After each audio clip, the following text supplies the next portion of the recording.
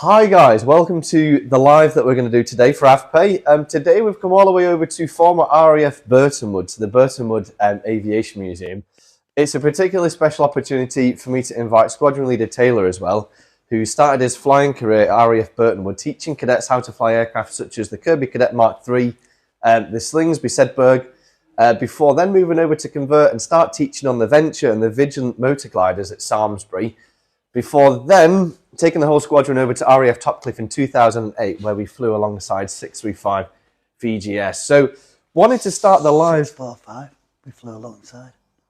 Yeah, that's the one. So I wanted to kind of introduce him real quick. Thank you very much for being here.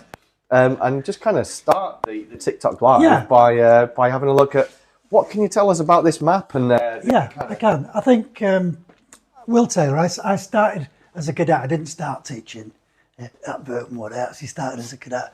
I was very fortunate. I got, in those days, what they call a pre-pilot with the air cadets. In other words, you could go solo at 16, but you also had the opportunity to do a pre-pilot at 15, which was a bit daft, really, because you do all the training, and then you have to go away again to 16, and they bring you back and train you again, and then hopefully you go solo. So I was one of those lucky ones that did that from Limb Squadron. So this was the airfield we flew on. It was gliders, so we didn't have any power. We were launched up with a winch. The area where we flew was, we had our vehicles and the winch here, and our aircraft were in this hangar here, and we would take them out to the launch point here and set up and then take off on the runway. So we'd have a winch here and we'd be winched up.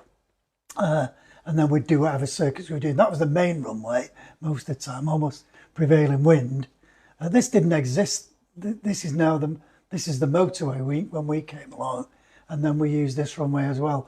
But depending on what the wind was doing, we would also put our winch here and bring the aircraft and take them off that way, because we were starting to get quite a bit of subsidence here in the early 80s, which is why we had to leave. I mean, what caused that? That was around mining. This area, yeah, say? Loads of mining under it. Was riddled with mines. So this was the circuits we flew, and I was very lucky to get on a course to fly with the air cadets, and learnt to fly solo here. So I ended up going solo in 1984, but I did my training in 74. And I did my training in 71 and 72 because we kept going backwards and forwards. Which aircraft was that on? That was on the Cadet Mark III, which is the one behind the other, which is not a very heavy version. But there was also the Sedberg, which was side by side. The trouble with the Sedberg was it has these massive wings. And when you took off, when you were pulled by the winch, it just went straight up in the air. And it was really frightening because if you pulled back on the control at that point, you would put that much stress on the cable, it would snap. Now, when you snap a cable at that angle in an aeroplane, the only thing you see on the airspeed indicator is the maker's name, because it just goes straight to zero. No, how did you stop the cadets from doing that? Because that sounds like something quite dangerous. Well, this is the trouble. So as soon as you were pulled, would you believe you had to move the control column forward, because there was that much lift being generated by the wing that it wanted to take off. And so we had a real problem with that aircraft, because we used it because it could stay up a lot longer. That was the beauty. So the initial part of the cadets training we would do in that, because you could stay up a lot longer. But to train a cadet to go solo in it, big issue. Bit of an issue. We had to put what they call a bomb in the front of it to even give it that extra weight at the nose to stop it coming up. But I remember I sent a cadet solo in it. He's now a commanding officer, would you believe, of an air cadet squadron in Bolton. And we only used to send our heavier cadets solo in that, because if they were quite light, it was just had this habit of taking off and really dangerous. So the but you said you pushed it forwards though. Is that how you broke squeeze. it? Oh, okay. Easy squeeze. So you ease it forward, and then it starts to take off like that. And then when you're about like that, you can then start easing it back. But if you went to that, it would snap that cable. God, yeah. And it used to snap what they call the weak links in them. I think they were good for £2,000 of of stress, and then they would just go. So if you break if you snap the weak link on a gliding cable, Yeah. how do you find the cable? How do you repair it? Well, you watch where it comes down because it has a parachute on it, so you won't get that off. And then the weak link, we had loads of them. We just used to carry them about with us because you break plenty of those type of things. But then when we repaired the cable, it's just one cable onto another, and you do like a figure of 8 knots, and then you tape it with the black tape that we use, the black insulating tape. And that's what we used to do. And then it was good then for, we used to always, at the end of a night, at the end of a day's flying, we would then go through the whole of the cable and check if there was any fraying or something that looked really bad. I mean, what was it made of? What kind of material was the cable? It wasn't like metal or anything, was it? It was loads of strands. The wood would be about 20 strands of galvanised steel. Plenty of strength. So that was good fun. Breaking the links was quite common. But what you don't want to do is break them in that first 100 feet, because if you do, the only place you're going is down very quick. Yeah. And I do remember on occasion seeing cables break when somebody had pulled back a bit hard, and thinking, and you're looking at it thinking, if that comes back this way and then recovers, that's a crash. That's a lot of bad one, paperwork. Lot of paperwork. So if you broke a cable, so for example, this runway here, Yep. what were your land ahead options? Yeah, if there was a motorway. This was really interesting because we had to teach. I can't believe that we had to do this with cadets on teaching them about the solo. If the cable, when we're being pulled up there, if the cable went about there, we can't land ahead because the motorway was here. We can't go right because they've got. We can't go left because we've got that. So what you had to do, you had to dip over to the left, and then you had to come down to the right and land between that hangar there and this other runway. And we had to teach that to cadets. Sounds a bit risky, that. Well, how did you not have any accidents doing that? No, we didn't. We didn't. I don't ever remember in all that time seeing having an accident flying. And yet there's no way now we get away with that. You can't do that. Those days have well gone. You've got to land ahead for at least the first 200 feet. And after that, you can try and turn it back. Because once you get above about 350, you can probably then turn it back, come back, could land downwind, although if it's very strong wind, you wouldn't want to. But ideally, what you want to do is come round, and get yourself, final turn, 150 feet, turn it round, and then land up the runway. So we had to teach that to cadets. It's funny, you said there was a bit of a dip in the middle from the old mining. Did you ever have any problems where if you did try to land ahead, you had to avoid that? The good thing was the dip was about here. Got you. It wasn't on the runway. The runways were safe. Yeah. So I think it's because the reinforcement of the runways was so good, I think. Right. But obviously, it's quite bad here. So sometimes, if we landed, sometimes we would take off from here, depending on the wind. Well, that meant your circuit was going to be round there and land there, round there and land this way.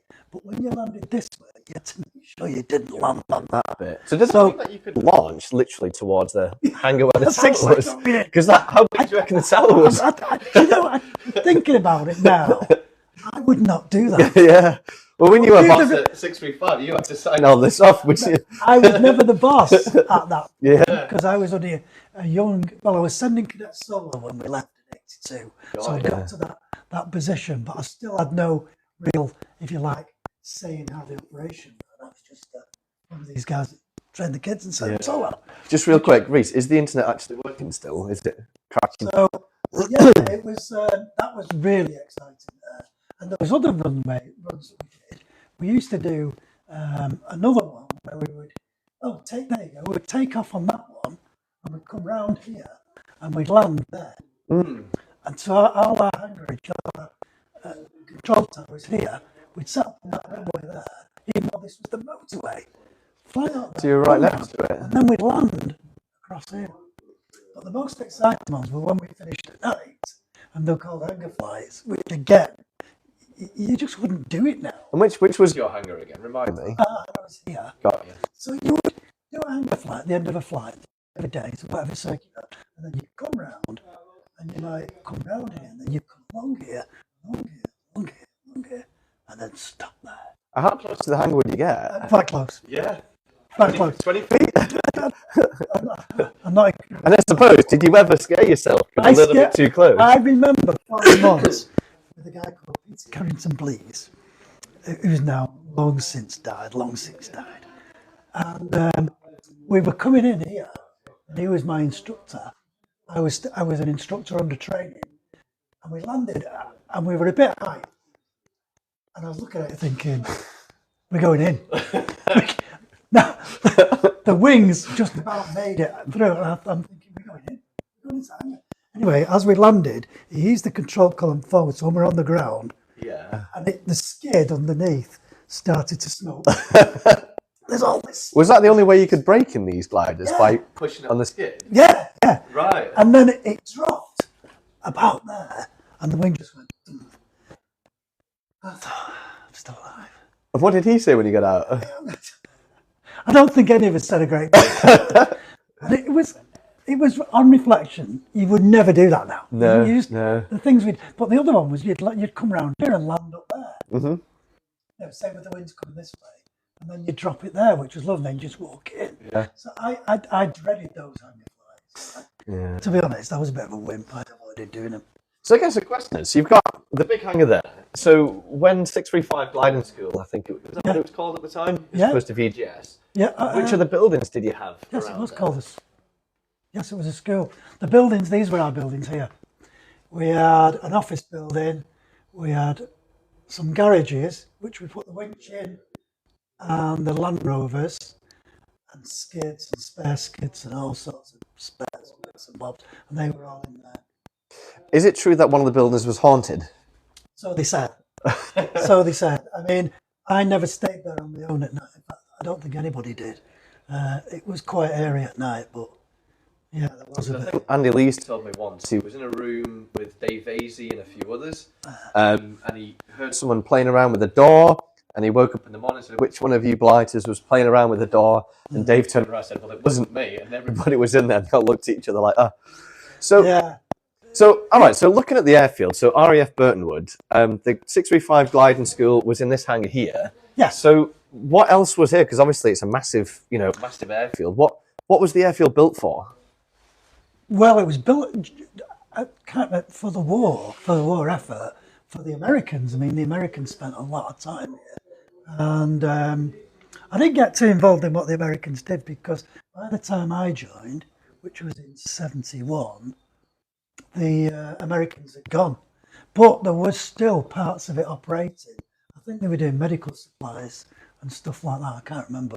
It was pretty active for at least another 5 or 10 years while I was there. Was it you that was saying that this was one of the largest, if not the largest, warehouse building in Europe at the time? It was absolutely massive. Yeah. And heck, they've even got railway lines going. Well, they used to have dances and everything, the Americans. I mean, it was a massive, huge base. But obviously, I don't remember any of that. So, lovely place to fly. Yeah. So, before you mentioned that, so RAF Burtonwood, you mentioned before that you sent your first solo at Burtonwood. Yeah.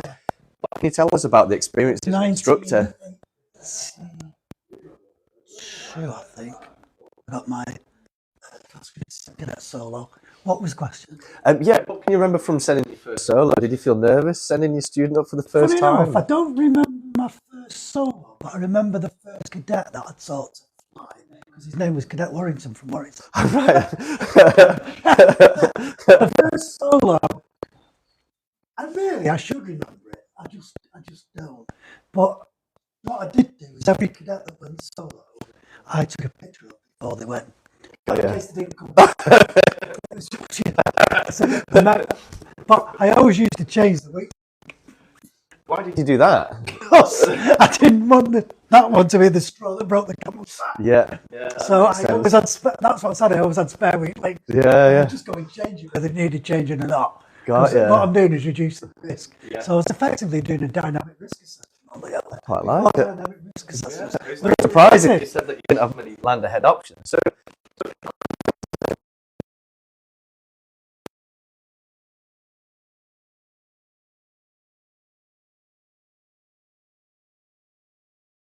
wings, they asked me if I wanted to stay on. I was not expecting. Right? Yeah, I just had no idea that was going to happen to me. And so I stayed on. It was only weekends because I was at school, and I got my advance, which meant I could do solos on different runways. And then they said, "Yeah, we'd like you now to go to the next stage." So then I was going solo without a check. And then they said, "Go to the next stage." Then I was able to take passengers, i.e. cadets that just came out for the day and did some basic pitch, roll and yaw. So then I passed that, I did that for a bit.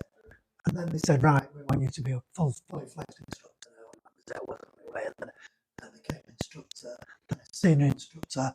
Is that a C cat and then to a B cat? I was what we call a C cat, where I could teach all the exercises, but I couldn't do anything else. Then I've got a piece of category where you run the flying operation. So is that where you're going to be sent second solos and watching everybody? And we sent second solos. I never sent the first one, and then I got the A category. Yeah. And that's the one. When did you do the training for that? Was that down at Newton? I think it was, yeah. A long time ago. But I was dead chuffed to get that. The only thing I had to defend it every year to keep it because I was checked rigorously. Yeah.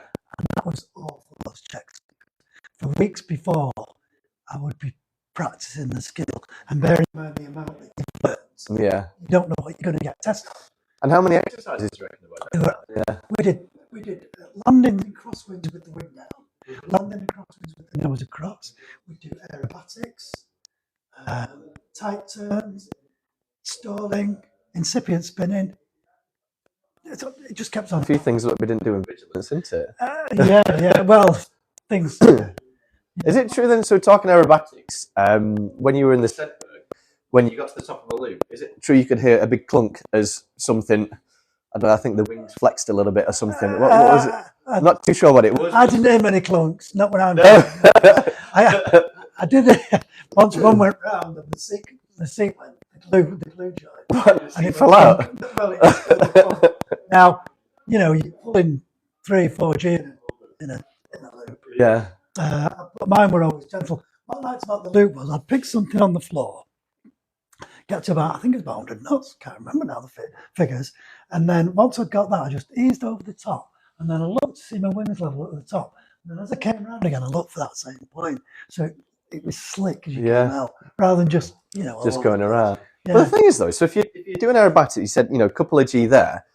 Was there an accelerometer on there to tell you how many Gs you were pushing? There was. Yeah. So you could tell if you were getting close to... Yeah. That was, you could call it pushing and pulling. You've got reducing as well. People call it negative. But really, if you think about, if you're just flying along, you just suddenly go, control. You get this coming out of your seat. That's reduced G. We don't want to be doing much of that. Reduced G can really damage the aeroplane. Yeah. So we try and not do reduced G. Well, I remember on the Vigilant where we could do reduced G, we used to do reduced G demonstrations. Sometimes I get them to hold the flight reference cards in their hands and get the aeroplane in a bit of a climb, push forward so that everything started floating, and then try and. I know you keep using this word push. Don't like that. Easy squeeze. But I used to try and get it so that the students could catch the FRCs in the mouth. That was quite fun. They seem to enjoy that quite a bit. But I wouldn't have told you that at the time, probably. No. And stuff. So, no. So I guess for you, what's your favourite memory? What kind of experience there? Yeah, from being at Burtonwood. Sending cadet solos. Yeah. How many do you reckon you sent when you were there? Loads. Yeah. Loads. Because I loved it. Yeah. I never felt I was worried about the decision. What I used to like was about 2 or 3 flights before I was sending them. I used to get this feeling in my stomach. Get it every single time, like butterflies. And whether it was a female or a male, it didn't matter because we did. But I would start to get it, and I'd say to myself, right, I just want to do that again. So right, do that again. Do that again. Yeah. And then on about the second or third one, I'd pull the cable to have a cable break. And then as we were coming on that final one, it might be 4 or 5, I can't remember. And we were coming around, I'm saying to myself, just land this right. Land this right. And you're going. And as soon as they landed it and it stopped, I said, right, you're off on your own. Yeah. And then I did loads. I remember at Salisbury you telling me you used to have a system where you wanted to see 5 spot-on landings. If on the 4th out of the 5th they messed it up, that reset it and they had to do another 5. They never knew that. Yeah. Nobody knew that standard. The trouble is, you've got to have a standard. You've got to have your own standard, because if anything happens, you've got to say to yourself, they hit that standard. Yeah. So you've got to be absolutely at that standard every time you are doing it. Yeah. Because if you relax it, that's the day you'll pay for it. Yeah. And I was very clear on that in my head. So I don't know whether it's 4 or 5. I used to study 3 on the trot. But I don't mind. It never bothered me if they come in and they say bounced it a bit. What I'm looking for is how they recovered. Yeah. Yeah. So let's say they did bounce it, or they just, but then they recovered it well. Yeah. That's fine. Yeah. When it's looks as though it's out of control, Yeah. that's when it's not fine. Yeah. So now the clock's gone back. Yeah. You got to reset it again. Yeah. And once we've done that a few times, at that point I'll say that's enough. Yeah. Leave that alone, and we'll come back and we'll look at that next weekend. Yeah. Every weekend. Yeah. And if that was on a Sunday, I wouldn't want to then be rushing.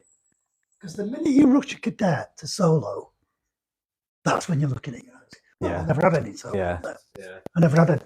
So the question is, you're talking about, you were quite happy if the cadets recovered nicely from a bounce. So let's imagine like the cadets, a little bit faster in the approach, so the controls are a little bit more sensitive than usual. So when they go to round out, the aircraft balloons and goes away from the runway. What's the correct way to recover from a balloon approach? Right. So first of all, we don't say push, do we? So the first thing is, after the balloon, to just ease the control. So it just goes over that little hurdle. We've got to watch, because we can end up going quite steep, and then probably just squeeze it back to look for that landing attitude. Yeah. Back. And as soon as you've gone back, the speed's gone. Yeah. And as soon as the speed's gone, we're effectively stopping on. Yeah. And what we want is to just... So why is it safer if you're touching the ground at a lower speed compared to a slightly higher one? Well, right, because what my concern was, and I was always thinking about the solo, that was my head. If you land with speed, would you agree, generally, the control column cannot be back? It can't. It can't be. Yeah. Because you're landing at speed, you've got airspeed. Yeah. It's probably about there. Yeah. So if you then go, oh, thank God for that, I'm down. Yeah. And you go, woof. Yeah. You're up again. You're going back up. And like I said, the only thing on that airspeed indicator then will be the maker's name. Yeah. And we're in trouble, because now it's up and there's no speed and it's going to bounce. Yeah. And that's going to either hurt the cadet's back, or it's going to break the aeroplane. It's going to do both. It's going to create your either way, it's a lot of paperwork. Yeah. Because that would be a heavy landing check. Yeah. Yeah. So I'm a great believer in back. So you've got rid of all that speed. Yeah. Well, like when you used to teach in the Vigilant, you used to prefer it tail wheel first. I did. Yeah. That was my own view. Yeah. Tail and main together is the way we want it done, but you've got to think that's precise to get a tail and main to land together. You're really looking for that landing attitude to get it completely right, aren't you? Yeah. I didn't mind if the tail touched first, followed very quickly by the main. Yeah. Because there's a good chance then that the control will be a little bit further back in the air, is it? You hope not. Yeah. None of mine did. Yeah. None of mine did. They might go left and right. I do remember your solos at Samlesbury and at Topcliffe. But so you always used to know when Will was sending a solo. So say, for example, you got to the airfield at a different time. Like I was a flight staff cadet at Samlesbury, so I used to get sent on the KFC run. Come back. If you see you, a different airfield at Samlesbury were randomly wandering from a completely other side of the airfield. So he used to send his cadet solo, and then you see him just walking around. Well, and if you tried to talk to him, don't talk to me. I don't want to anyway. He used to get you. No, I did not want to go back to the control caravan where everyone's there watching this cadet going solo. Going, I'm walking around the airfield a bit, and when that cadet's landed, I'm going to kind of walk. Now, you're not allowed to do that. You wouldn't do that now. But in Clyde, because I was hoping the cadet would at least land on the roof. So that accidentally went off, didn't he? Went off the road. These things go up again. Exactly, yeah. So on the solos then, we're here at RAF Burtonwood, having a look at, speaking about Will sending his first solo. So after you used to teach cadets at RAF Burtonwood, you then taught cadets to fly at Samlesbury. Can you remember your last solo at Samlesbury Airfield, or who that might have been? No, I don't remember. Yeah, it was me. Yeah. So it was about a week before me and you took the airplane down. It was a G2 workup or something like that. But I was the last solo at Samlesbury. All right, okay. But that would have been 2008. So what's that? Too many years ago.